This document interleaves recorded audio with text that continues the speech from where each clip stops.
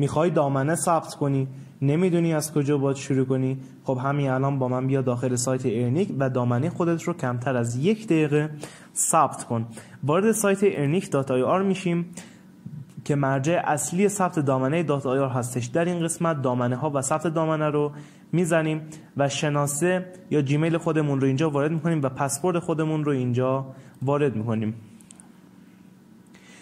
وقتی که ورود رو میزنیم به یک صفحه جدیدی وارد میشیم که در این صفحه دامنه‌ای که از قبل انتخاب شده رو میزنیم که 2 حالت داره، یا از قبلا ثبت شده یا آزاد هستش. در این قسمت 1 ساله رو میزنیم که در 2 واحد هستش و بازنگری رو میزنیم. در این قسمت بله قبول دارم چند تا نکات.